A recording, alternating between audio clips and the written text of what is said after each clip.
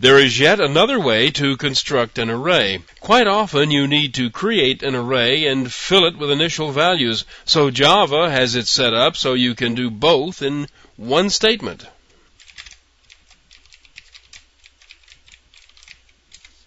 Here at the top is the declaration of an int array. Instead of a new statement to create the actual array, there is a series of int values inside squiggly braces. This is the same as if there were a new statement creating an array of 5 int values and then a statement for each int storing a value into each one. You can't see it, but the code to do that is actually there. A text window is then constructed to be used for display. The first thing that happens is the length of the array, that is, the number of members in the array is displayed.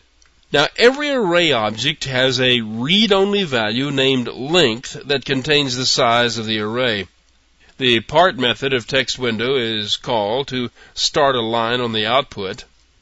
This loop executes once for each member of the array. You can see how the loop counter is set to run from 0 to the length of the array. When you're looping through the members of an array like this, it's always best to use the value of length. That way your loop always executes the correct number of times. If you try to index beyond the end of an array, your program will crash and an out-of-bounds exception will be thrown. Anyway, inside the body of the loop, a call is made to include the current value as part of the output line being constructed with a series of calls to part.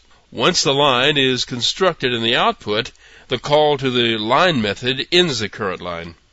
Now, this is the declaration of a two-dimensional array of double values. The values are organized in the braces. The outer braces contain the 3 items, each of which is separated by commas and enclosed in braces of its own. There are 3 sets of inner braces, so the outside brace pair contains 3 members. Each of the 3 pairs of the inner braces contains a list of 4 numbers separated by commas, so each of the inner arrays will contain 4 members. The array this creates, then, is 4 by 3.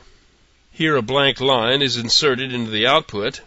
This line displays the length of the outer array, the parent array. It's the number of members addressed by the first leftmost subscript. Here is the outer iteration. Its values range from 0 to the number of members of the parent array. At the top of this loop, the length variable of the current member of the array is displayed. This inner loop executes once for each member of this single-dimensional array and adds the value of the number to the output. Notice how the length variable is addressed here. Because the subscript is specified, the length variable is the one of the inner array instead of the overall outer array. Keeping track of which subscript does what can be confusing. Just remember this. The subscripts further to the right move the fastest. As you can see here, the value of I is the outer loop index and counts much slower than J, which is used as the counter for the inner loop. The J index is the one that's on the right. Let me show you how this looks when the program runs.